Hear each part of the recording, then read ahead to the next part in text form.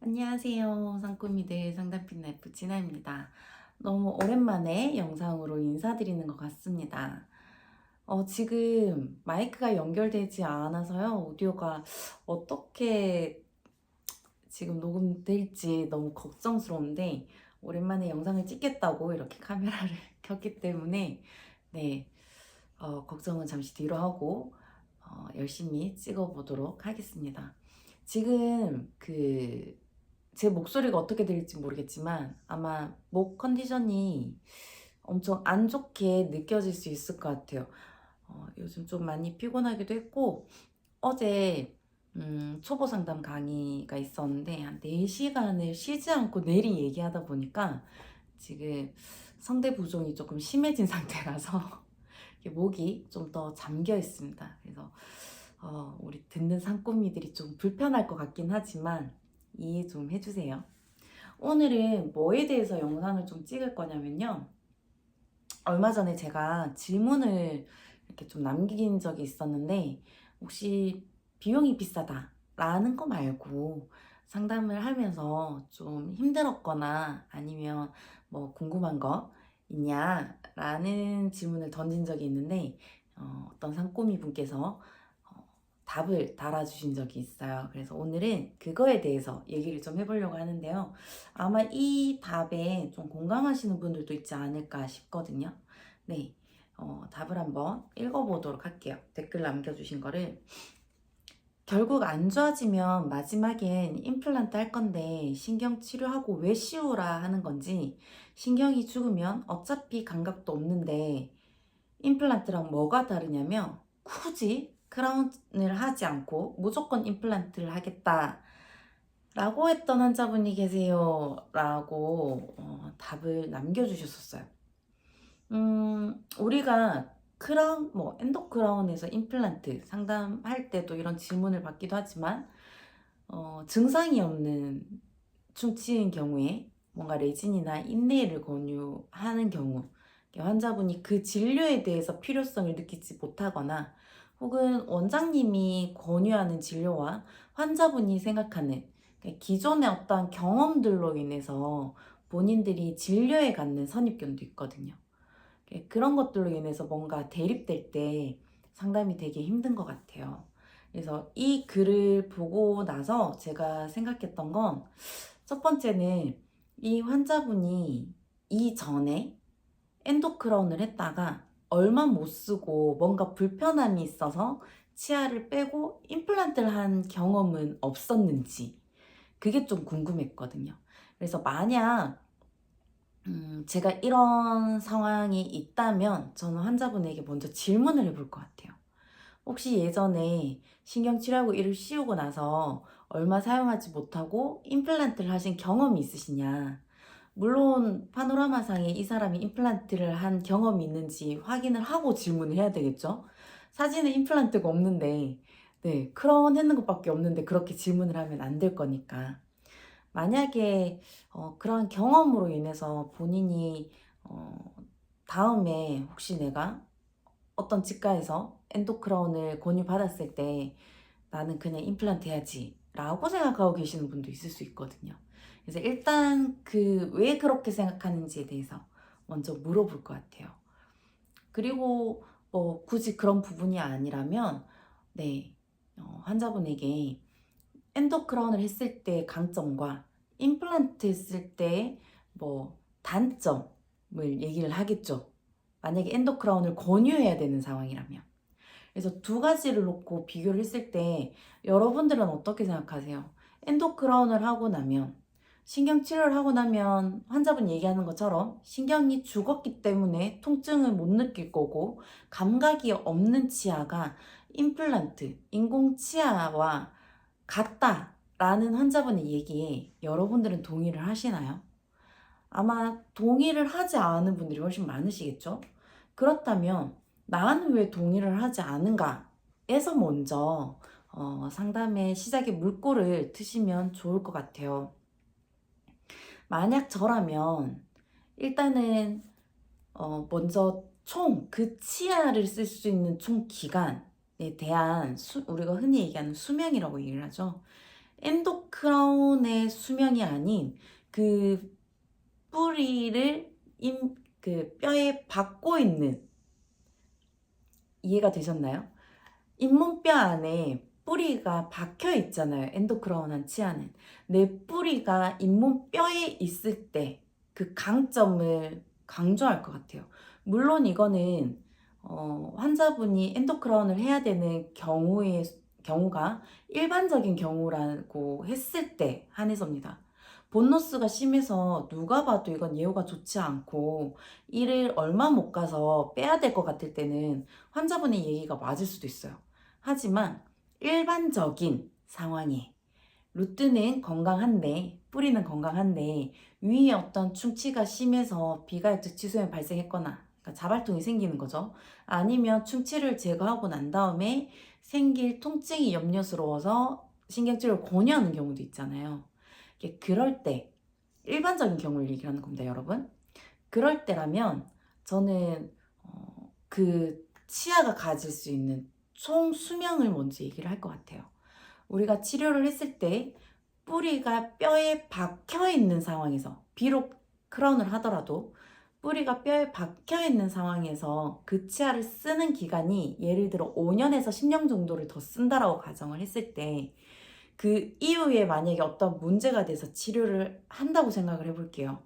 그러면 5년에서 10년 내 치아를 잘 쓰다가 그 이후에 문제가 돼서 다시 뭔가를 치료를 했을 때 뿌리에 포스트라는 그런 기둥을 넣고 이를 다시 한 번 더 씌울 수 있는 여지가 생길 수도 있고, 혹은 정말 상황이 좋지 않아서 이를 빼야 되는 경우가 생길 수 있다 하더라도 임플란트를 할 수 있는 시기를 5년, 10년 후로 미룰 수 있는 거예요. 근데 지금 만약에 임플란트를 했다고 가정을 해볼게요. 환자분이 요구하시는 대로. 그럼 어때요? 이 임플란트를 과연 평생 쓸 수 있을까? 아니거든요. 보편적으로 얘기하는 임플란트의 수명도 10년을 가장 많이 얘기를 합니다. 그럼 10년 후에 임플란트를 못 쓰게 됐을 때 다시 임플란트를 해야 되는데, 그렇다면 환자분이 경제적으로 부담하는 금액도 차이가 있을 수 있습니다. 그리고 그 치아를 내가 100세까지 쓴다고 가정했을 때 조금 더 끌고 갈 수 있는 상황이라면 조금 더 보존해서 가져가는 게 환자분한테 훨씬 더 이득이라는 거죠. 물론 나이가 듦으로 인해서 뼈가 조금 지금보다 건강하지 않을 수 있겠지만, 그건 그때 돼서 그 뼈 환경에 맞춰서 최선의 진료를 선택하면 되는 거예요. 그런 총 수명적인 부분을 얘기를 드릴 것 같고, 두 번째는 여러분들이 생각을 하더라도 신경치료를 한 치아와 임플란트가 동일할까요? 아니에요. 음식물 끼는 거에서도 차이가 날 거고요. 그리고 치아의 폭이라든지 크기가 주는 거에 의해서 씹는 판이 달라지잖아요. 내 치아, 엔도크라운을 하고 난 다음에 내 루트가 있는 형태에서 치아를 만들 때는 그래도 기존의 내 치아와 유사한 형태로 만들어낼 수가 있습니다. 크기도 마찬가지. 협설칙의 크기와 인접면, 메지알 디지털 쪽에 그러한 크기를 맞추는 것도 훨씬 더 용이하기 때문에 씹을 때 조금 더 판이, 씹는 판이라고 얘기하죠, 우리가. 그 교합판이 지금의 형태에서 크게 벗어나지 않기 때문에 뭐 씹는 것도 조금 더 편할 거고, 그리고 루트가 원래 형태대로 남아있기 때문에 음식물 끼는 게, 본노스가 심한 상황이 아닌 이상은 음식물 끼는 게 임플란트보다는 훨씬 덜 끼어요. 그렇기 때문에 사용감이 훨씬 더 편합니다. 근데 임플란트는 어때요? 픽스처 사이즈에 따라서, 그죠? 그리고 그냥 일반 기성 업옷이냐 커스텀 업옷이냐에 따라서 음식물 끼임이 내 치아와는 정말 달라요. 많은 임플란트 환자분들이 불편함을 느끼는 게 뭐예요? 음식물 끼이는 거잖아요. 그리고 또 하나, 치아 크라운의 사이즈가 후방 부치가 없는 경우에는 협설측의 폭이 좀 작고, 그리고 인접면의 크기가 좀 작아지기 때문에 전체적으로 치아의 볼륨이라든지 크기가 좀 작아집니다. 그죠? 내 치아보다는 작아질 수밖에 없어요. 만약에 중간에 끼이는 거라면 인접면에 그 폭은 맞춰줘야 되지만, 그렇지만 볼륨감은 더 좁아질 수 있어요. 임플란트 치아가 가지고 있는 단점 중에 가장 큰 단점이죠. 자연 치아보다 크기가 작다. 그래서 씹을 때 저작판이 작아지기 때문에 잘 안 씹힌다라고 느낄 수 있다. 그거에 대한 부분을 좀 더 말씀드리고 싶어요. 그렇다면 내가 이 치아를 엔도크라운에서 5년, 10년을 더 쓸 수 있다면 조금 더 임플란트보다는 잘 씹을 수 있다. 근데 정말 뭔가 모빌리티가 심해서 정말 못 씹어서 이를 뺀 경우에 임플란트를 하면 그때보다는 잘 씹을 수 있기 때문에 저작 기능이 올라가는 거지만 그런 상황이 아니라면 네, 임플란트보다는 엔도크라운한 치아가 저작 기능이 전 더 좋다라고 생각을 하거든요. 그리고 세 번째는 환자분이 가지고 있는 신경치료 그리고 크라운에 대한 어떤 인식에 대해서 좀 얘기를 드릴 것 같아요. 대부분 우리가 상담을 할 때 신경치료 상담할 때 뭐라고 얘기를 해요? 신경치료는 신경을 죽이는 치료입니다. 그래서 통증이 없어요. 아프지 않아요. 라고 얘기하잖아요. 근데 사실상 여러분들 임상에서 경험을 해보면 어때요? 정말 신경치료한 치아는 통증이 없을까요? 아니에요. 환자분들 중에 신경치료가 덜 됐나 봐. 내가 이렇게 누르거나 혀로 밀어보면 뭔가 느낌이 이상하고 통증이 남아있기도 해. 라고 얘기하시는 분들도 계시고 우리가 엔도 설명을 할 때 꼭 놓치지 않고 얘기해야 되는 것 중에 하나가 신경치료를 했더라도 통증이 남아있을 수 있습니다. 증상이 남아있을 수 있습니다. 치아가 가지고 있는 고유감각, 두드리거나 밀어보거나 아니면 뭔가 잘못 씹었거나 아니면 이갈이라든지 어떠한 그 내가 씹는 그런 습관들 있죠. 이게 갈아 씹는 분들 계실 거잖아요. 껌 씹을 때, 고기 씹을 때, 야채 씹을 때 흔히들 이렇게 씹는 게 아니라 약간 측방 운동을 많이 하잖아요. 그렇게 씹는 습관들이 많은 사람들은 그렇지 않은 사람들에 비해서 어떠한 증상을 좀 예민하게 느끼는 경우들이 있단 말이에요. 왜 그래요? 신경치료는 신경을 죽여서 통증을 없애는 치료가 아니라 신경치료는 중심신경관을 밖으로 빼내서 통증을 완화시키는 진료인 거예요. 정확하게 얘기하자면 저는 그렇게 생각하거든요. 왜? 부신경관이 남잖아요. 그리고 근충할 때 들어가는 가타포천은 약간의 고무재질 같은 거잖아요. 밀폐성이 완벽하게 밀폐되는 게 아니에요. 그렇지 않나요? 그리고 물론 많은 원장님들이 밀폐성을 정말 많이 주기 위해서 노력들을 많이 하시지만 실제 엑스레이를 봤을 때 그렇지 않은 경우들도 사실은 있어요. 그만큼 신경치료 자체가 뭔가 100%의 진료, 통증을 완전히 못 느끼게끔 하기 위한 어떠한 그런 진료를 하기엔 엄청나게 어려운 진료 중에 하나이기도 합니다. 그래서 저는 신경치료 상담을 할 때 신경치료는 신경을 죽여서 통증을 없애는 진료입니다가 아니라 신경치료는 중심신경관을 가운데 이렇게 세로로 있는 신경관을 밖으로 꺼내서 환자분이 느낄 수 있는 통증을 완화시켜주는 진료입니다. 그리고 중심신경관을 기준으로 해서 잔뿌리들이 있어요. 우리 무뿌리나 고구마를 캤을 때 원통이라고 해야 될까요? 고구마 본체, 죄송해요. 뭐라고 얘기를 할까? 아무튼 고구마에 잔뿌리가 이렇게 뻗어 있잖아요. 우리 무뿌리 뻗어 있는 것처럼. 그래서 그런 것들을 캤을 때 잔뿌리가 뻗어 있는 것처럼 우리 치아에도 신경관이 중심신경관을 기준으로 해서 잔뿌리가 뻗어 있는데 그 잔뿌리까지는 치료를 할 수가 없어요. 그래서 충치나 어떤 세균 감염이 어디까지 돼 있냐에 따라서 그리고 치아 신경관이 신경치료할 때 신경관의 형태가 어떠냐에 따라서 네, 완벽하게 다 제거를 할 수가 없습니다. 그렇기 때문에 확대라는 과정을 거쳐서 잔뿌리를 차단시키잖아요. 이걸 넓혀가면서. 그죠? 그 과정 여러분 다 아시죠? 그렇기 때문에 환자분이 잘못 생각하고 있는, 잘못 인식하고 있는 부분에 대해서 좀 얘기를 드릴 것 같아요.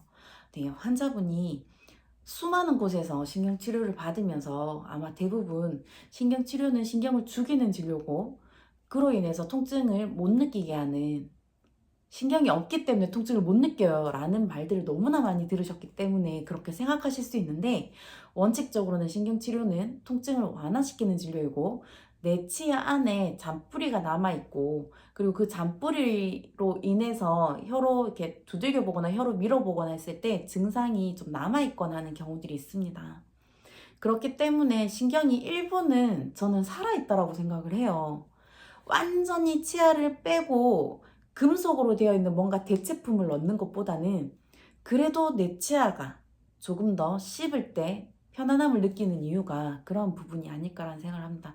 물론 신경치료를 하고 만약에 통증이 남아서 이를 쉬었음에도 불구하고 계속 뭔가 불편하거나 아프면 생각만큼 그 긴 시간을 못 쓰고 이를 빼고 임플란트를 해야 되는 경우의 수가 생길 수도 있지만, 그런 경우의 수가 그렇지 않은 경우보다는 낮기 때문에 일단 원장님께서는 신경치료하고 이를 씌워보자라고 얘기를 하시는 거예요. 임플란트보다는 환자분이 가질 수 있는 이점이 많기 때문에 이 진료를 권유하는 겁니다. 일단 원장님을 믿고 원장님의 진단대로 치료를 한번 해보시는 건 어떨까요? 라고 해서 임플란트와 엔도크라운을 했을 때 차이를 얘기를 드릴 것 같아요. 정리를 해볼게요. 첫 번째는 전체적인 수명에 대한 차이를 얘기를 한다. 네. 신경치료하고 엔도크라운을 하면 그 이후에 문제가 생겼을 때 그 위에 상위 진료, 뭐 포스트 크라운이라든지 아니면 크라운을 다시 한번 대체를 해본다든지, 그래서 잇몸 뼈 안에 내 뿌리가 잔존해 있을 때 내가 가질 수 있는 이점들을 조금 더 강조해서 얘기를 한다. 그리고 두 번째는 네, 두 번째가 그거네요. 이점을 강조해서 얘기한다. 첫 번째가 수명, 두 번째가 뼈에 뿌리가 있음으로 인해서 내가 얻을 수 있는 강점들, 조금 더 임플란트보다는 잘 씹히고 뭔가 음식물이 덜 끼고 하는 것들을 좀 더 강조를 한다. 세 번째는 신경치료에 대한 인식을 조금 달리 시켜준다. 물론 감각이 없어서 씹는 게 무디일 수는 있지만 완전히 금속 인공치아에 비해서는 조금 더 낫다라는 거죠. 일단 그 세 가지를 조금 더 중점적으로 얘기를 할 것 같고, 환자분의 반응에 따라서 제가 추가적으로 얘기하는 부분들은 좀 달라질 것 같긴 하거든요. 근데 만약 약간 경계치일 때 있어요. 엔도크라운을 해도 환자분이 크게 편하게 쓰지 못할 것 같다거나, 아니면 포스트까지 넘어가야 될 것 같다거나, 아니면 본노스가 심하다거나, 그래서 환자분이 가진 경험에 환자분이 가지고 있는 어떤 선입견이 생각보다 빨리 일어날 것 같을 때, 물론 이건 원장님의 진단 기준이 필요합니다.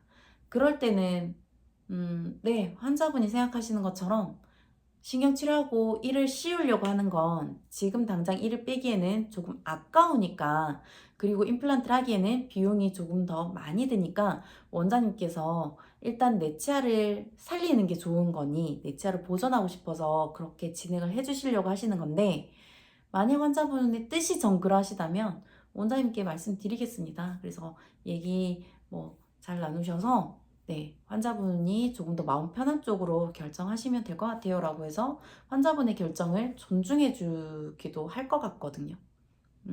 그래서 우선적으로는 환자분의 상황이 어떤지, 네, 그리고 원장님께 또 환자분이 그렇게 요청을 하시는데 원장님 보시기에는 어떠시냐라고 한 번 더 확인을 해야 되긴 하겠죠. 그러한 여러 가지 상황을 고려해서 적재적소에 맞는 형태대로 상담을 하시면 무조건적으로 고집부리진 않는다고 생각을 하거든요.